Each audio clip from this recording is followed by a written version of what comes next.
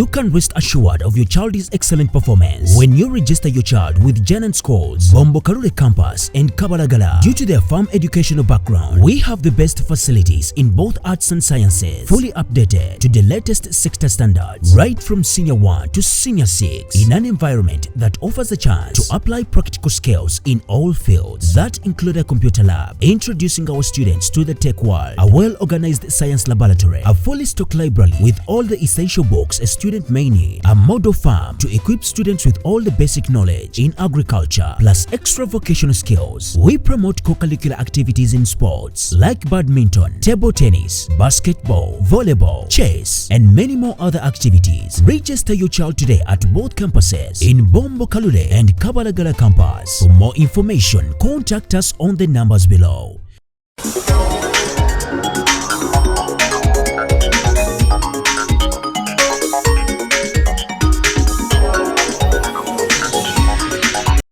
Okusinziira ku kiwandiiko ekifulumiziddwa okuva ku kitebe kya Nuupu Makerere nga kiriko omukono gwa Pulezidenti ow'ekiseera ow'ekibiina ekya Nuupu, Dr. Lina Zedriga Mpuuga agobeddwa ku bwa Kamisoona bwa Paalamenti n'asikizibwa omubaka w'Emityana Butebi Zaake. Kinajjukirwa nti Zaake ye yasooka kakiiko kano wabula n'agobwa ng'avunaanibwa ogw'okweyisa obubi n'okuyisa mu sipiika wa Paalamenti Olugaayu. Kyokka Zaake abadde akyalwana na musango guno ng'ayambibwako munnamateeka we Erias Lukwago, ate ekibiina ne kiddamu ne kimuwandako eddusu nga kyagaladde mu bigere bya Mpuuga agobeddwa ng'avunaanibwa omusango ogw'enguzi n'okukozesa obubi w'ofiisi bwe yakolagana ne banne baali batuula ku kakiiko akafuzi aka Paalamenti aka Parliamentary Commission ne beegabira omusimbi ogusoba mu kawumbi akalamba. Okusinziira ku kiwandiiko kya Zedriga Mpuuga, bagambye nti baamuwa obudde okwewozaako ku nsonga ezimuvunaanibwa,